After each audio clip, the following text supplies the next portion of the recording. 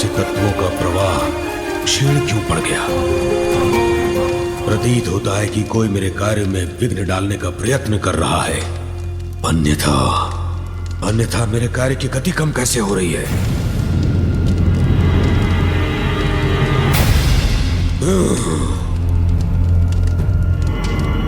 ओम brim ब्रह्म prim द्रम स्वाहा।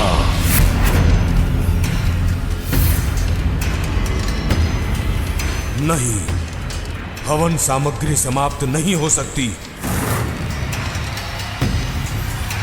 मैंने अपने सेवकों को सामग्री और घृत लाने के लिए भेजा था। इतना विलंब क्यों कर रहे हैं वो?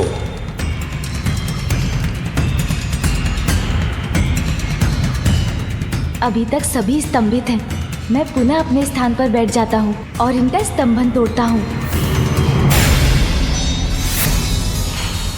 क्या हुआ? आप रुक क्यों गए?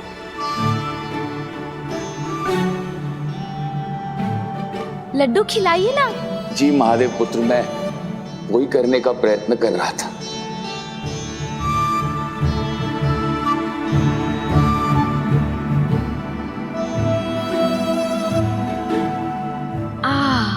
बस पर्याप्त है। क्या प्रभु, हम तो आपको लड्डू खिला ही ना सके। आपका तो एक ही लड्डू में उधर भर गया। इसका कारण भी आप कुछ ही समय में जान जाएंगे, जब आपको ज्ञात होगा कि आज कितने घृत का पान किया है मैंने। रुकिए, आप दोनों अपने हृदय को छोटा मत कीजिए। जो लड्डू तारकाक्ष जी ने मुझे खिलाया वो आप सबकी इतने श्रद्धा और भक्ति से पूर्ण था कि उसी से मेरा उदर भर गया।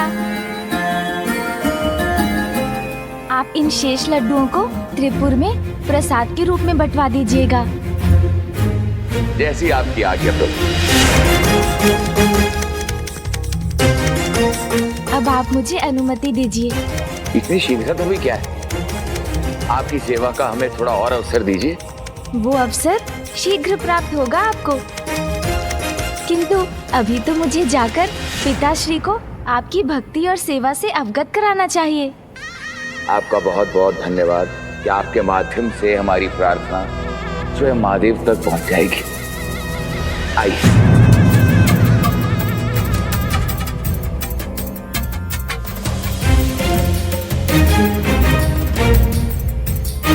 हमें अपने सानिध्य का सौभाग्य प्रदान करने के लिए शत शत नमन प्रभु।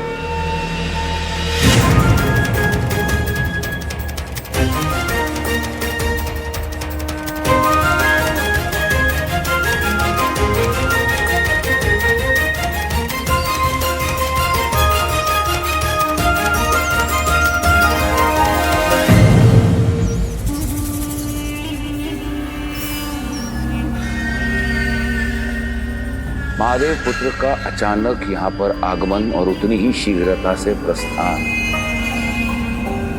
क्यों? संभव है भ्राताओं, ये उन दुष्ट देवताओं का कोई छल हो। भ्राताश्री, कहीं यहाँ आकर हमारा उद्देश्य तो ज्ञात नहीं कर लिया महादेव पुत्र ने? तुम दोनों शीघ्र जाओ और जाकर देखो कि आचार्य शुक्राचार्य का कार्य सुचारू रूप से चल रहा है या नहीं। अब हमारे वास्तविक प्रयोजन में और विलंब नहीं होना चाहिए। बहुत प्रतीक्षा की है इस दिवस की, अब और नहीं, अब और नहीं।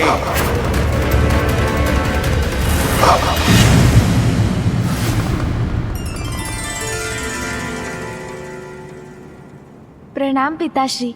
प्रणाम माँ। पिताश्री, त्रिपुर में आपके भक्तों से मेरी भेंट हुई और मुझे विश्वास है कि तुमने वहां कुछ भी अनुचित नहीं पाया। पिताश्री को केवल बोलकर नहीं, किसी अन्य प्रकार से समझाना होगा कि त्रिपुरासुर की वास्तविकता क्या है और वहां क्या चल रहा है, किंतु कैसे?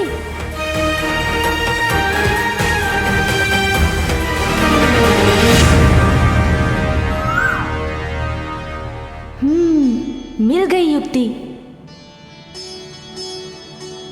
अवश्य पिताश्री, आपका विश्वास उचित है। अनुचित का तो लेश मात्र भी नहीं था वहाँ, किंतु मैं आपको कुछ और भी दिखाना चाहता हूँ। पिताश्री, माँ, मेरे साथ आइए ना।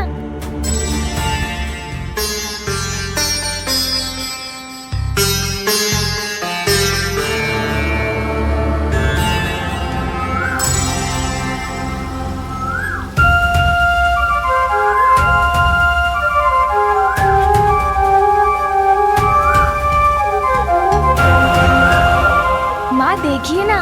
कितना कोमल, कितना सुंदर स्वर है इस कोयल का।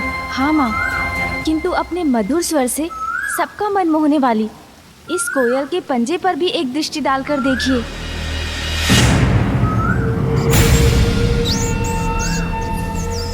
कभी कभी कोमलता के पीछे अपनी क्रूरता छिपाने वाले अपने ऊपर पवित्रता और धार्मिकता का ढोंग रचते हैं, मीठी वाणी बोलते हैं, किंतु उनके भीतर कुटिलता छिपी होती है।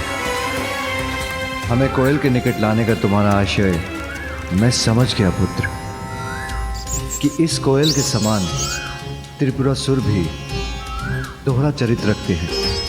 हाँ पिताश्री, त्रिपुरासुर आपकी भक्ति अवश्य करते हैं, किंतु उनकी भक्ति के पीछे ईश्वर के प्रति समर्पण का भाव नहीं, अपितु ईश्वर से निरंतर कुछ प्राप्ति की लालसा है।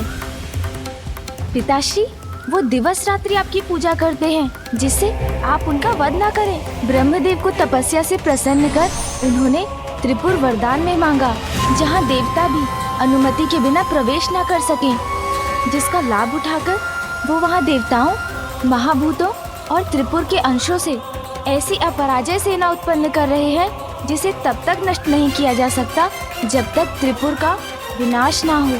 गणेश उचित कह रहा है। हाँ माँ, गुरु शुक्राचार्य की निगरानी में उन्होंने त्रिलोक पर असुरों का आधिपत्य स्थापित करने का कुचक्र रचा है। इससे पूर्व कि वो असुर सेना जीवित होकर सर्वत्र विनाश करे, आपको उन त्रिपुरासुर का वध करना ही होगा पिताश्री।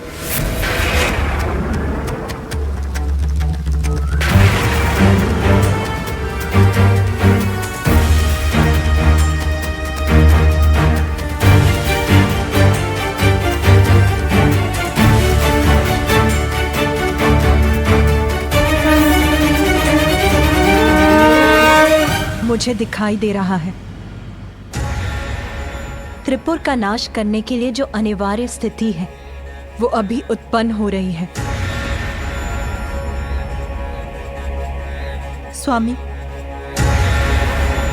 यदि अभी आपने विलंब किया तो अगले सहस्त्र वर्षों तक त्रिपुर का नाश असंभव है।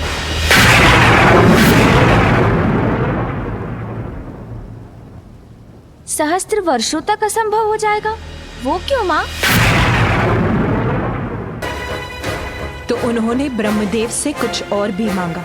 प्रभु, मेरे भ्राताओं की इच्छा अनुसार हमें त्रिपुर का वरदान देने की कृपा कर आपने हमें कृतार्थ किया, किंतु मैं अभी भी संतुष्ट नहीं हूं। मेरी एक इच्छा अभी शेष है, उसे भी पूर्ण करने की कृपा करें। कहो वत्स कमलाक्ष, क्या चाहते हो तुम? प्रभु, मेरे भ्राता की इच्छा अनुसार मात्र महादेव ही त्रिपुर का नाश कर सकते हैं, किंतु तब सहस्त्र वर्षों में हमारे त्रिपुर के तीनों पुर एक सीधी रेखा में स्थिर हो।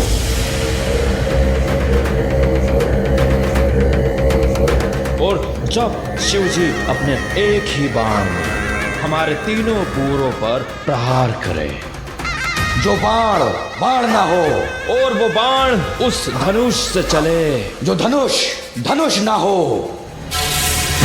और महादेव ऐसा उस रथ पर आरूढ़ होकर करे जो रथ रथ ही ना हो। प्रभु, मात्र इसी अवस्था में त्रिपुर और हमारा विनाश संभव हो। तथास्तु, तथास्तु, तथास्तु।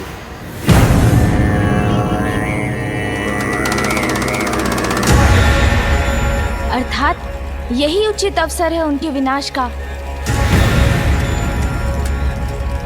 अन्यथा त्रिलोक पर उनका आधिपत्य स्थापित हो जाएगा और सर्वत्र अधर्म का अंधकार छा जाएगा। जिनके मुख पर सदा मेरा ही नाम रहता है, अपने उन अनन्य भक्तों पर मैं अपने अस्त्र कैसे उठा पाऊंगा गणेश?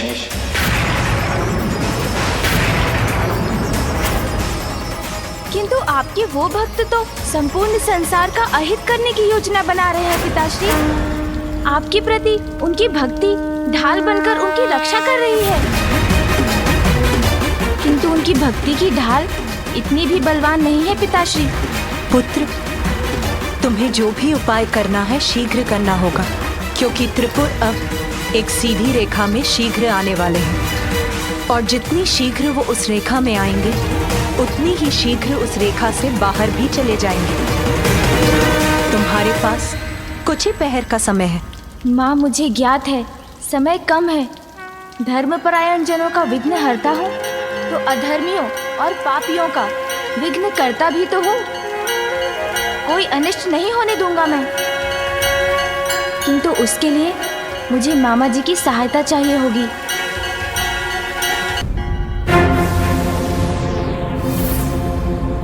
ये कैसा विघ्न है? अकस्मात ये अवरोध कैसे उत्पन्न हुआ? नहीं, मैं अपनी असुर सेना का निर्माण करके ही रहूंगा, और इसके लिए मैं अपनी समस्त आसुरी शक्तियों का आवाहन कर इस कार्य को पूर्ण और सफल करूंगा।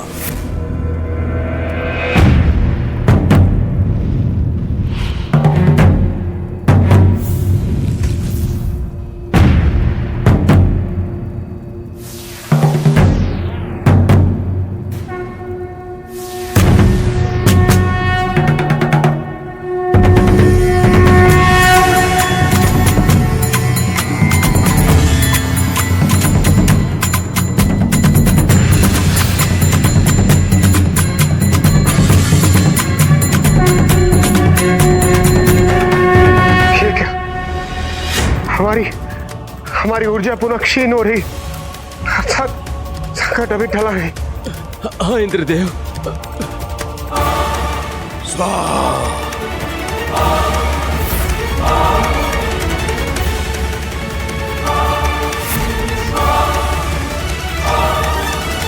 अपनी रक्त की आहुति देकर भी इस यज्ञ की अग्नि को बढ़ाने की आवश्यकता होती तो वो भी करता मैं, किंतु अपनी असुर सेना और इस यज्ञ पर आंच कदापि नहीं आने देता।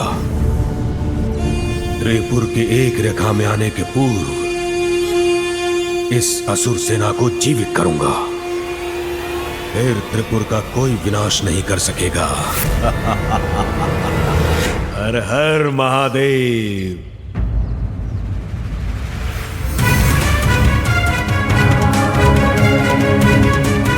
हमें शीघ्र त्रिपुरासुर को रोकना होगा, इससे पूर्व कि त्रिपुर सीधी रेखा में आकर सर्वत्र विनाश का कारण बने।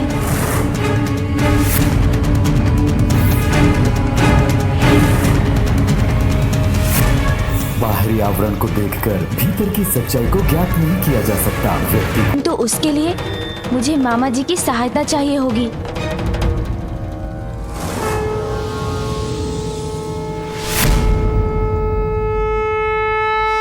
मुझसे कैसी सहायता चाहते हो भांजे? मामा जी, त्रिपुरासुर के भीतर छिपी कुटिलता को उजागर करने में मेरी सहायता कीजिए। अपने भक्तों को दंडित करने में संकोच कर रहे हैं महादेव, इसलिए तुम मेरे पास सहायता के लिए आए हो भांजे।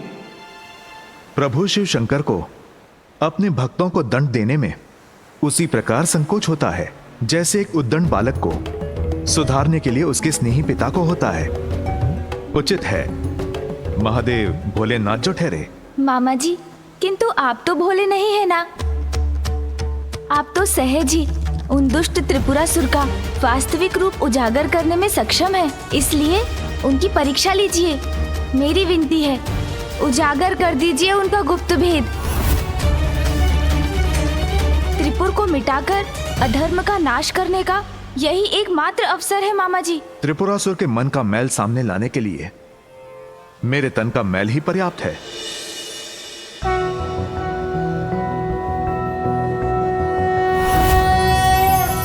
नारायणाय सुरमंडन मंडनाय नारायणाय सकल स्थिति कारणाय नारायणाय भवभीति निवारणाय नारायणाय प्रभवाय नमो नमस्ते।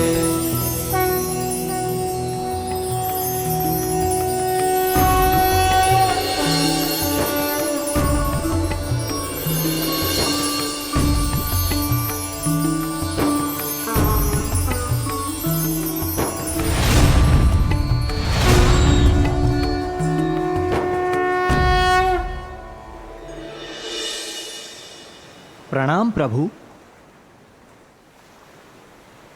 प्रणाम माता। आपके तन के मैल से उत्पन्न हुए इस अरिहन के लिए क्या आदेश है प्रभु?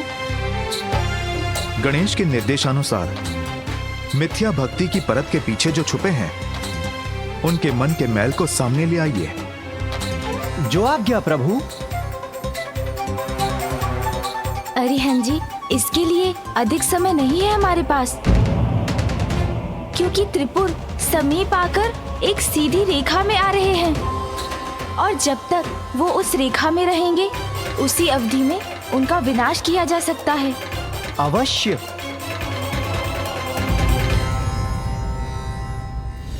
त्रिपुर के एक रेखा में आने के पूर्व इन असुर सैनिकों को जीवित करूंगा। फिर त्रिपुर का कोई विनाश नहीं कर सकेगा।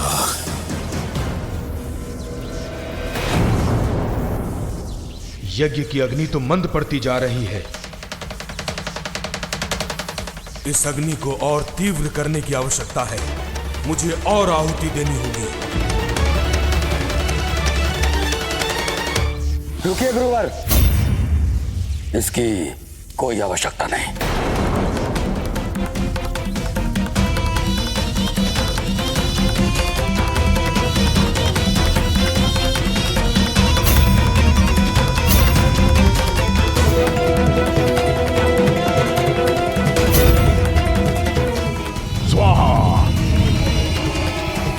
ओम नमो नमः। गुरुवर, अब ये यज्ञ कदापि नहीं थमेगा, शीघ्र ही चरम पर पहुंचेगा अपने। आप चिंता मत कीजिए गुरुवर, मैंने भंडार को पुनः यज्ञ सामग्री और घृत से भर दिया है।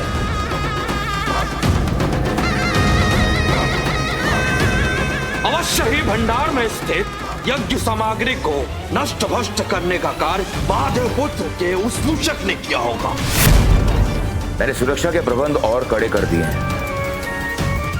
अब यज्ञ में और विघ्न नहीं आएगा। विघ्न आ नहीं सकता, आ चुका है। गणेश बन रहा है विघ्न करता। देवताओं पर असुरों का आधिपत्य स्थापित करने की हमारी गुप्त योजना ज्ञात है उसे। वो विघ्न उत्पन्न करने का प्रयास अवश्य करेगा, किंतु मैं अपने उद्देश्य में अडिग रहूंगा। इस संघर्ष में केवल और केवल असुरों की विजय होगी। हम सावधान रहेंगे गुरुवर, परंतु आप व्यर्थ ही चिंता कर रहे हैं। जब तक महादेव की कृपा दृष्टि हम पर है, हमें कोई नष्ट नहीं कर सकता।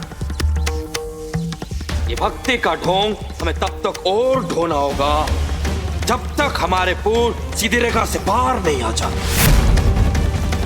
और जिसके बाद सहस्त्र वर्षों तक हमारा कोई अहित नहीं कर सकेगा।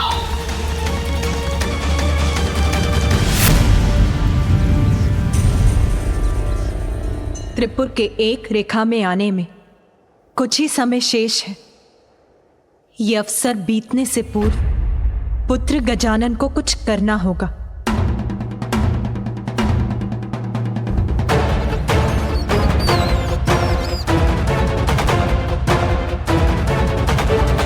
अरिहन जी, आप मेरी योजना भली भांति समझ गए ना? हाँ माता पार्वती नंदन श्री गणेश, मैं न केवल आपकी योजना भली भांति समझ गया हूं, अपितु आपकी बुद्धिमत्ता और आपकी चतुराई का प्रशंसक भी बन गया हूं। धन्यवाद। किंतु स्मरण रहे, ये कार्य हमें नियत समय अवधि में ही पूर्ण करना है। मुझे विश्वास है हमारी ये योजना अवश्य सफल होगी। अवश्य श्री गणेश।